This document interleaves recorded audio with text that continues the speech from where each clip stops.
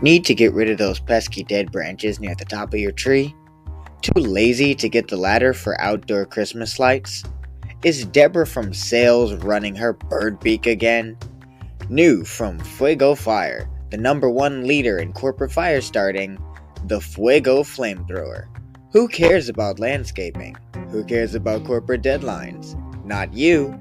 As a matter of fact, neither does Deborah. With the new Fuego Flamethrower, all of your out-of-reach problems will taste the hellfire of your displeasure. How does it work? Well, it looks like a ghetto-rigged leaf blower powered by a nuclear oven strapped to your back, so just point and click? Deborah's brisk at the Christmas party is always dry, so show Deborah what dry really means.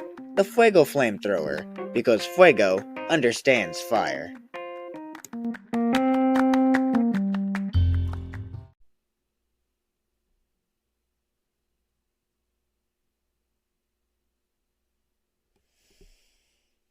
Okay, you are tuned in to Youkai Rajio, where I, DJ Anti-Hero, and my friend Gurrenbuster are going to be talking Tokusatsu today.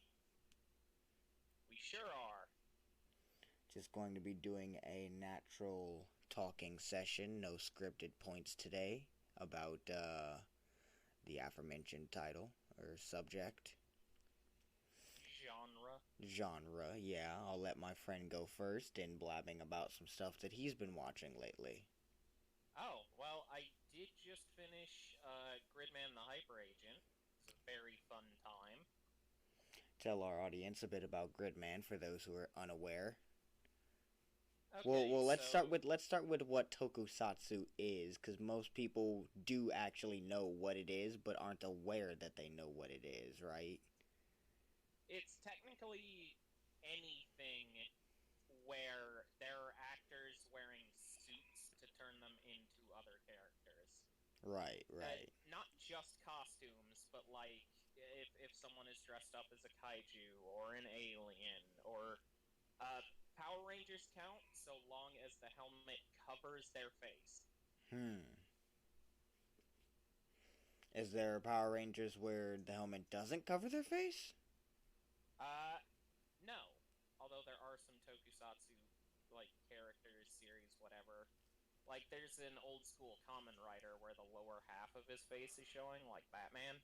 Uh, I don't know which one that is, but I am aware that that is one of the mask designs. that is probably that is not probably, definitely the thing I'm going to be talking about is Kamen Rider. But go on. Now that we've identified what the genre is and given a prime example, which is Power Rangers, go on about Gridman now.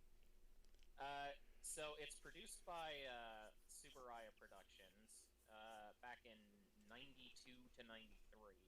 Old And they're the production. same. Yeah, they're the same people who make, produce, did, and still do the Ultraman franchise. And Gridman was sort of the new Ultraman for viewers of the computer age. The Okay. plot was and character are basically like a straight one-to-one of Ultraman. Instead of being a police officer from the world of light, Gridman is a hyper agent from Hyperworld. Instead of, no, not even instead of, he ended up on Earth chasing a criminal, same as Ultraman. He merges with the main character to transform due to plot reasons, same as Ultraman. The big difference, other than, the setting of the dawn of the computer age in the 90s, is the fact that there is an overarching plot with a main villain, but it's still like a very monster of the week kind of thing, and not many episodes actually advance the plot. Hmm. Okay. So you keep comparing Gridman to Ultraman, saying that it's a like a spiritual sequel. I, of course, watched Gridman with you, so I know that. But for the audience, why don't you explain a bit about Ultraman? Uh, well, specifically, the Gridman you watched with me was the anime, which is a reimagining of the old Toku series. Oh, so you watched the old Toku series, the old live-action Gridman. Yeah, Okay, so we talked about that the other day. okay, so I'm constantly getting it confused because there's so many different iterations of Ultraman and Gridman, so I No, always get it there's only the confused. 2 Gridmen. Oh, I was under the impression that you watched the original Ultraman. I did do that. I did that year and a half ago, 2 years. Okay, so you watched the original Ultraman and then you watched the original Gridman. Yeah, yeah, Okay, cleared up. because I wanted the context. All Well, right. also because I got the Gridman Blu-ray, I just watched Ultraman on Tokusatsu, Ah. and they did actually get Gridman uh, the day after my DVD or Blu-ray came in the mail. But Oh. You yeah, it's fine. just could have saved your I money and just watched it on a free streaming service.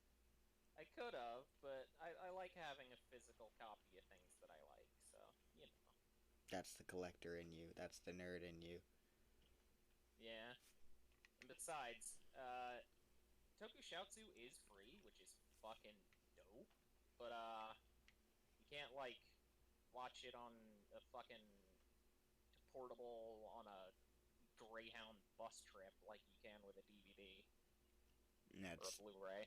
that's true. Do you have a portable DVD player? Or wait, laptop. Duh, that's a portable DVD player. I don't currently have a laptop, but let's see. OG Ultraman.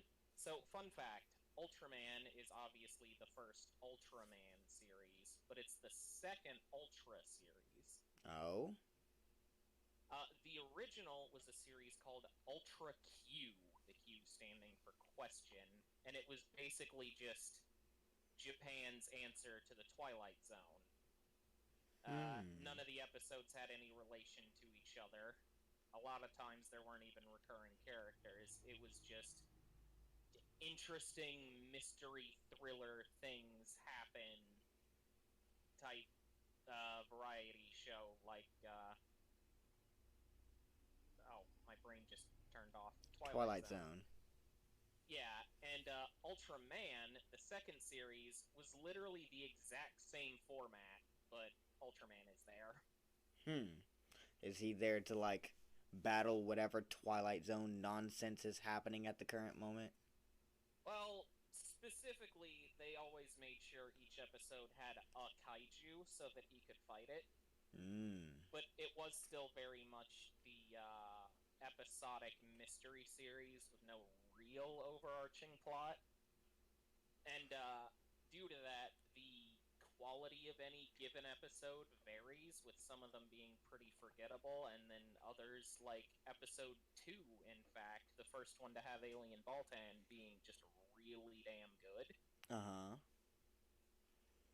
But in general, the main cast are, I can't remember any of the characters' names because it's been too long, but they're part of like a special investigation team because in the setting it is a known thing that paranormal or supernatural or whatever type things happen.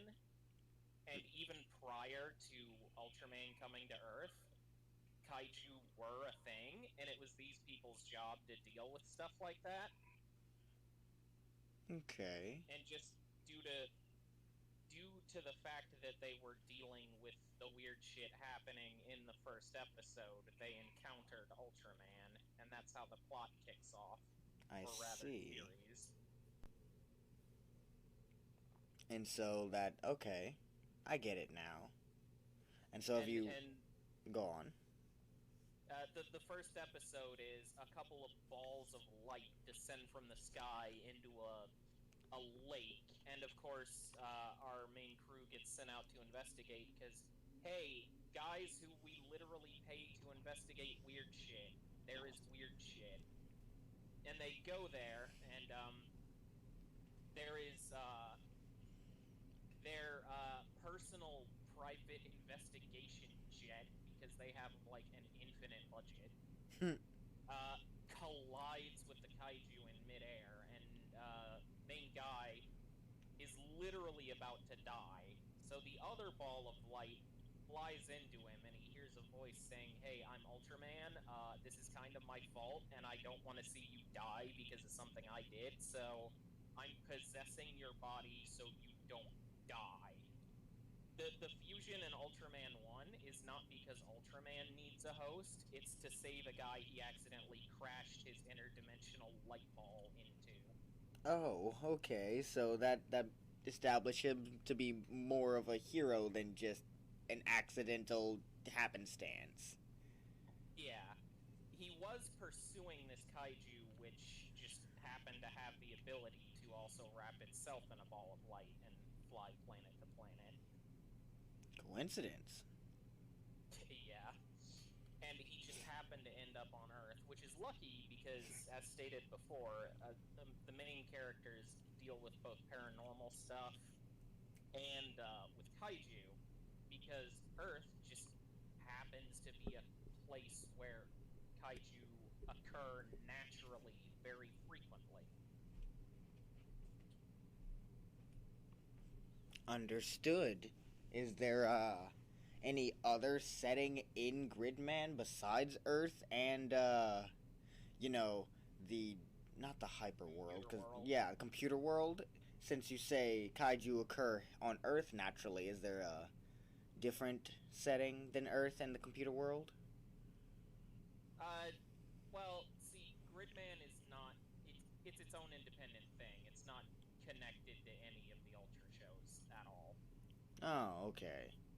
But we don't get to see like the hyper world that Gridman came from, No. or learn where any of these interdimensional kaiju or space kaiju come from specifically.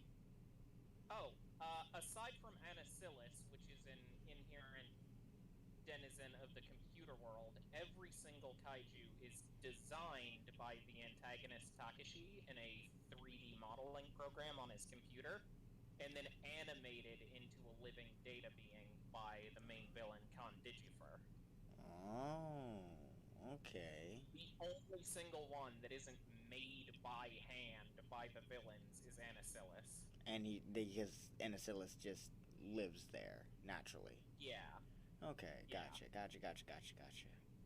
And that's interesting because it establishes that data beings, kind of like I would compare to Digimon, basically, just exist ambiently in the computer world, but Anacillus is the only one we ever see, which is kind of weird. And for reference, Gridman is not originally a data being, nor is Condigifer. They're just both capable of going between dimensional boundaries, so they traveled into the computer world. Ah.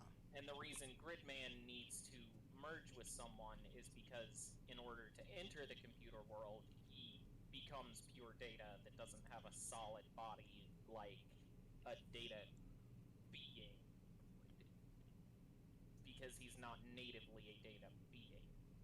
Okay. And that's why he fuses with junk. Junk in the old Toku series is actually just a pet project that the main trio of kids are building in main character Naoto's fucking basement in their spare time, because all three of them are computer geeks. Okay. And they call it the junk because it's made of old junk parts that they either scavenge or buy from the local computer resale store. But Gridman entered junk semi-deliberately. During the first episode, he's pursuing Condigifer through space, because Condigifer, super dangerous, interdimensional, wanted criminal. Gridman's a hyper agent, basically dimension police. Yeah, a cop chasing a terrorist, yeah. And they both travel to Earth, and Condigifer ends up in Takashi's computer because Takashi's wicked, angry heart called out to him. In this case, he's causing trouble at the local hospital to harass Naoto. But it also happens that Naoto's little brother is in the hospital for an appendectomy, and now there's like an immediate risk to his life and health. So Gridman manifests into junk specifically into response of the call from Naoto's heart to want to save his little brother. Aww. Specifically, the main character has what Gridman determined was the heart of a hero. Okay. Okay. So he did seek him out deliberately. Ending up on Earth was a coincidence, but pairing up with Naoto was intentional. Okay, gotcha. Understood. Well, we are going to take a short break while the audience listens to some righteous lo-fi beats. You are listening to Youkai Rajio with me, DJ Antihero, and my friend Gurrenbuster. Talk to you soon.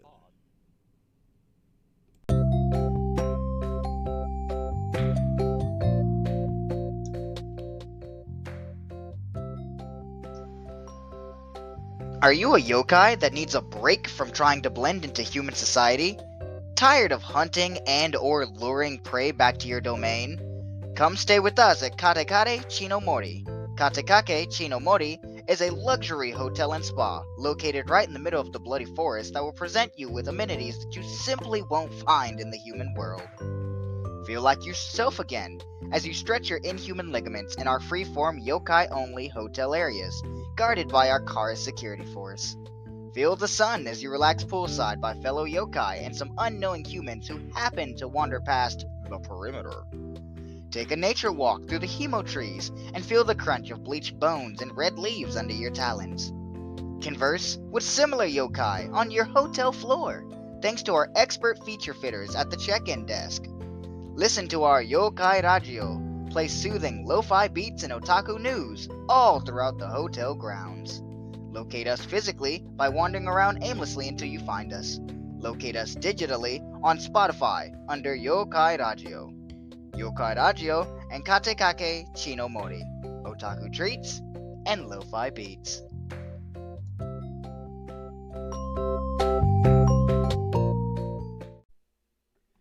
Welcome back, everyone. You're listening to Youkai Rajio. We're talking Talkusatsu today with Gurrenbuster on Discord. Talkusatsu? Talkusatsu. That could be the name of a recurring segment. We'll keep a pin in that. That was a good one there. I was supposed to be a bad pun, but hey, if you liked it. Hey, no, I do. I do indeed. Talkusatsu. Alright. So, we've got our first Talkusatsu segment with Gurrenbuster on Discord. Haha, already used it. Boom, it's a thing now. And he was talking us off about Gridman and Ultraman. That came out of my mouth. So yeah, I was talking you off. Yeah, keep talking us off. Well, I've completely forgotten what I was talking about. You were doing a comparison, basically, yeah. Yeah. So they basically follow the same episodic formula, although while with OG Ultraman, you've got like some episodes that are kind of like very forgettable, but some that are really, really good. Gridman, the quality is pretty consistently good. Not outstanding, but good. That's good. Because while the monsters do have their effect of like they've targeted this instance of something in the computer world, so now things are going haywire in the real world and the main characters have to deal with it. So it's not exactly the same, but ultimately it does come down to the problem's not solved until Gridman beats up a kaiju. Ah, gotcha. That's usually how Tokusatsu finishes its episodes, is a main character beats the hell out of a kaiju in some way, shape, or form. That is true. And it was interesting, not only going between the series, but reading about them as I watched. With OG Ultraman, you can see, like, the fight choreography starts off kind of potato. It's mostly just Ultraman like grapples the kaiju, karate chops them in the neck a couple times, and then like shoots a beam at them and they die. But it gets better as the series goes, specifically because the suit actor, whose name I cannot remember, was like, hey, if I'm going to be fighting one of these every episode, we should make it look cool. I'm going to start actually learning Muay Thai and incorporating that into the show. And the director was like, yeah, that sounds fantastic. You go ahead and do that. Meanwhile, right out of the gate, later Ultra series and Gridman just have fantastic fight choreography, like Gridman grabbing the kaiju's neck and somersaulting over it to kick it in the back, crazy stuff like that. Right. It's very fantastic. Okay. And it's really great to like see how much influence the suit actor does have in their role. Because like you'd think, well, this person doesn't even get to put their face or their name to the role, so there's a good chance of the director just shutting them out of decisions like that. So when you get to see or hear, oh yeah, he did all of the. Once we got to the scene, we just told him, yeah, do your thing. That's really cool. Yeah, yeah. I've noticed when I'm watching Kamen Rider, I do research because, you know, I can multitask. It's not too hard to be able to pull up 2 internet browser windows at the same time. Yes, it is. Oh, I'm sorry for your disability. But, It's hard for me to read the subtitles while I'm looking at the other tab. fair. I rescind my roast. But, watching things and it's an art form, I guess, if that's the case, and I have perfected my brush stroke. So while I'm sitting there watching and reading subtitles, I'm doing a bit Googling, and most of the, if not all, from what I can tell, of the Kamen Rider suit actors are well known, or more well known, than the actual actors that are supposed to be them. Like, the actors that play the Kamen Riders are less known because the actor is usually recurring. Like, yeah, some of the actors in Kamen Rider 01, some of the suit actors are the suit actors in Kamen Rider Saber, from what I believe. Yeah, the guy with the mask doing the fighting is there's only like a handful of them because they're so professional at what they do that they're just like, well, since you don't have a face with the mask on, why don't we have just our give you a actor different mask for the show? Yeah. And keep you around. I love that. It's like yeah, and there's it's a like lot job of security. And there's a lot of cross-pollination, I guess is the word I would use, between Kamen Rider and Sentai suit actors. Yeah. And even with kaiju movie suit actors. You just really need someone with a set skill list and the same body type, and then just put them in a fucking suit and have them do things. And that's great that's like, what would you even call that? Advanced stuntmanery? Or like, it's literally just being a stuntman with a mask. Yeah. It's Superman, but he's got a helmet that covers his face. Yeah, instead of like some dude who looks like Keanu Reeves playing Neo, it's just a guy in a costume that's really fucking good at what he does. Yeah.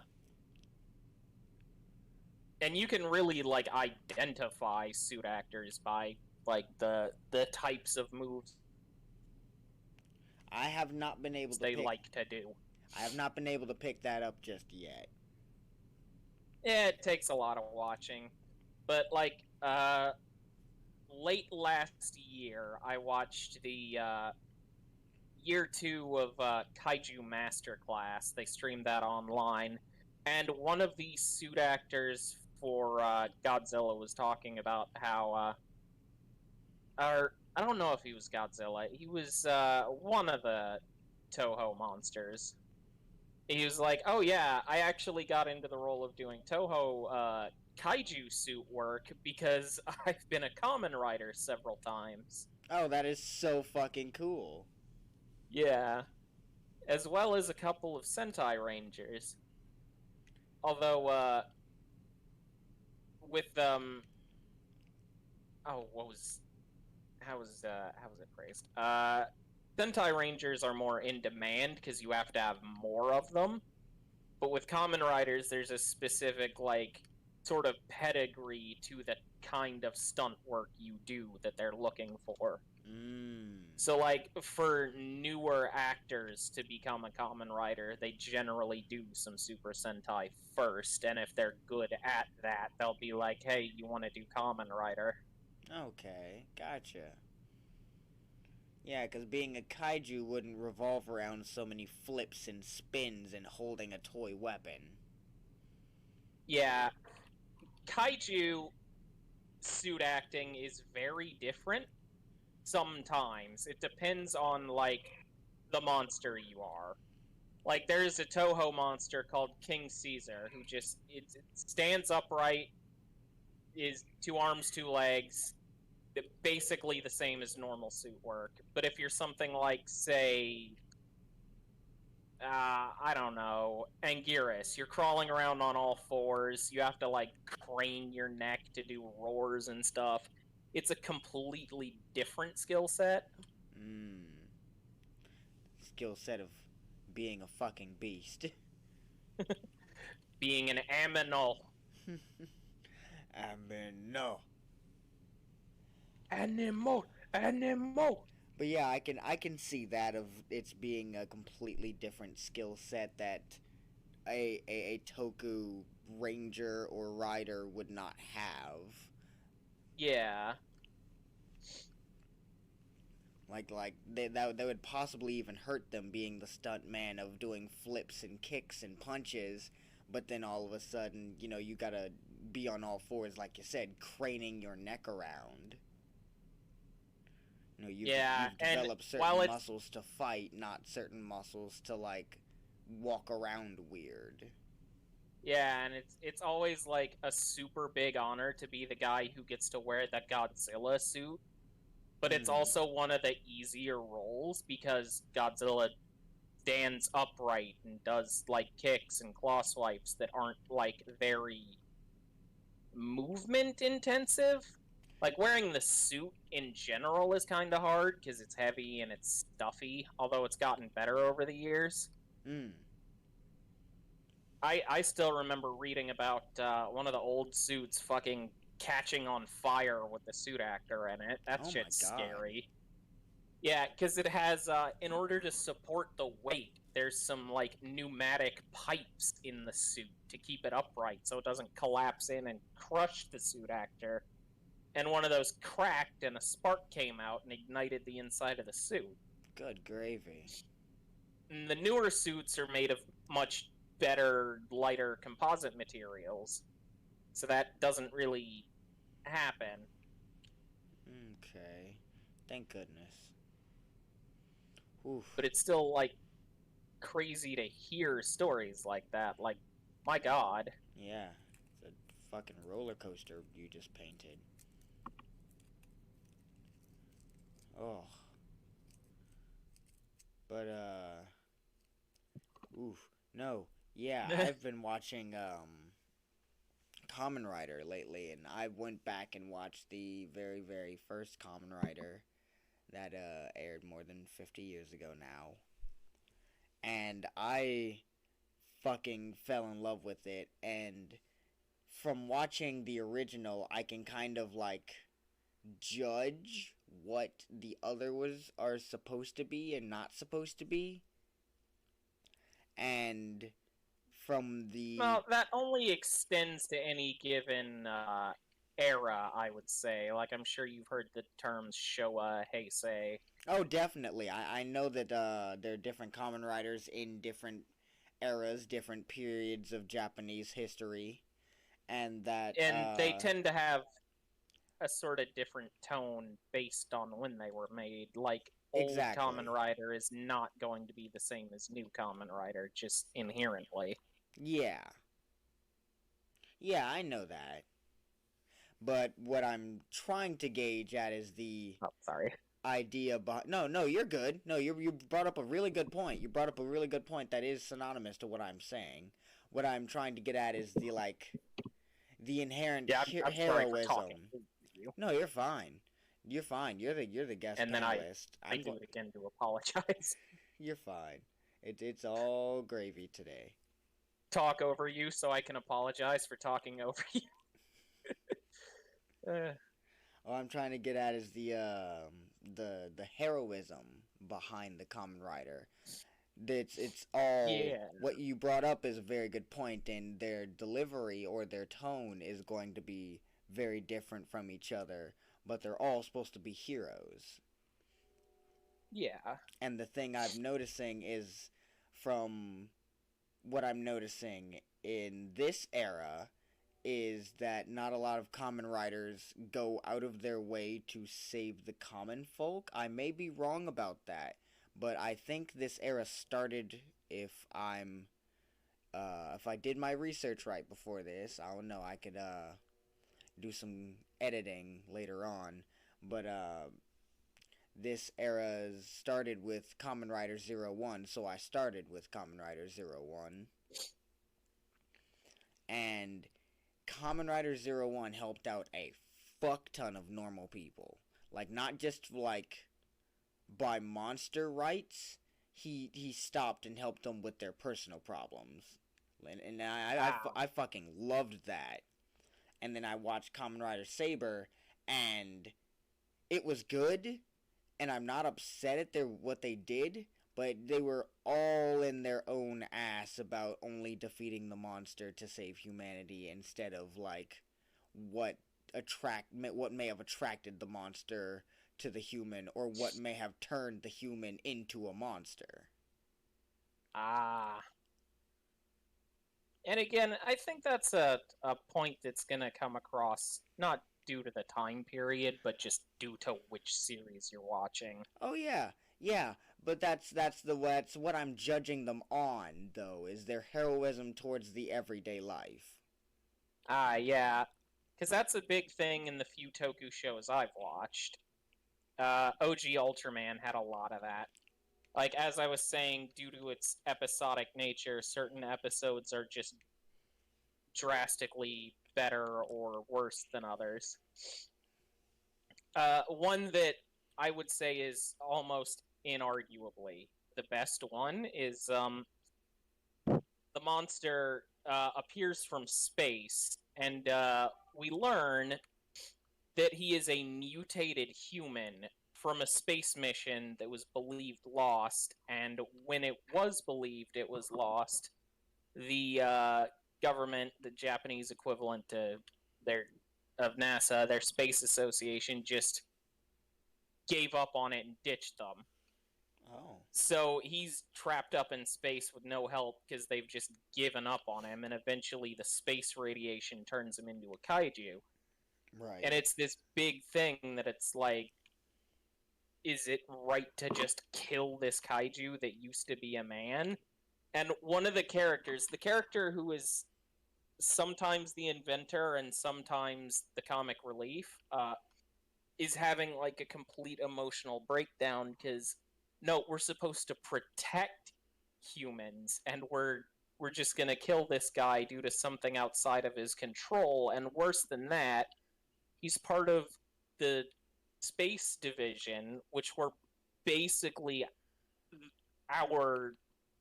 the people who came before us, the Parascience division. That's our senpai that we're just going to throw Ultraman at and kill. That's fucked up.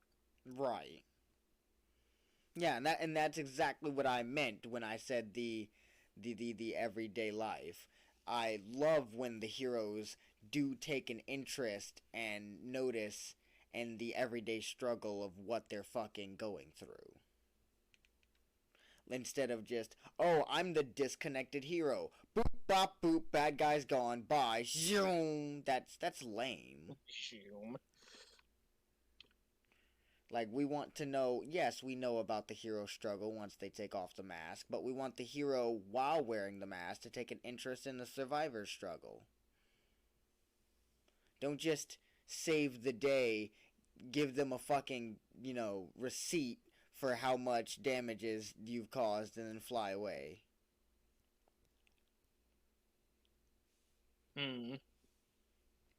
But that's just me. That's just me and the things I want from my tokusatsu. I think that's a good place to wrap it up. We've spent about an equivalent time on the first segment. So thank you, Gurrenbuster, for sitting down with me for the few minutes that you did of your precious schedule. Appreciate it. My always open schedule, because I don't do shit. And thank you, listeners, for tuning in to Youkai Rajio. We'll catch you on the next episode.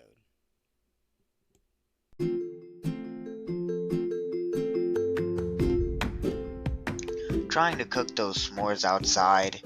Does your pet not respect your dominance? Is the Fuego brand flamethrower too damn big? New from Ignis Industries, the Spark Spritzer. It has 2 modes, stun and grill, both self-explanatory.